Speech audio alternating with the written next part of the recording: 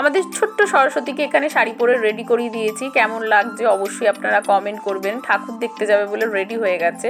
কোথায় কোথায় ঠাকুর দেখি অবশ্যই শেয়ার করব। শেষ পর্যন্ত ভিডিওটা দেখতে থাকুন।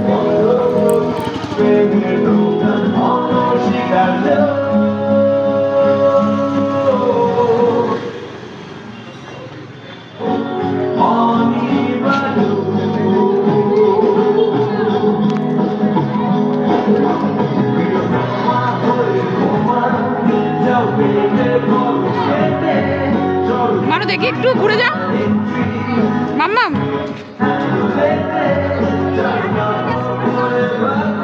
প্রথমেই একটা সুন্দর সরস্বতী ঠাকুরের দর্শন করলাম, অপূর্ব সুন্দর দেখতে। আপনারাও আমার সাথে দেখলেন, এত সুন্দর দেখতে।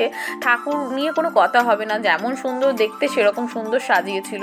তো প্রথম ঠাকুর দর্শন করে আমরা আর একটা ঠাকুর দর্শনের জন্য চলে এলাম। দেখুন প্যান্ডেলে প্রচুর ভিড়। সকালবেলা দিনের বেলা অনেকেই ভাবছে ফাঁকায় ফাঁকায় ঠাকুর দেখে নেব, কিন্তু সকালবেলা প্রচুর ভিড় ছিল, আর সেরকম প্রচণ্ড গরম ছিল।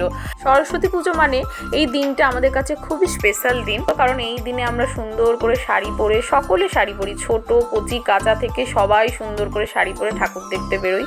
এখানে কি সুন্দরভাবে প্যান্ডেলটা ডেকোরেশন করেছে, শাঁখা পলা দিয়ে, হাত পাখাও ছিল।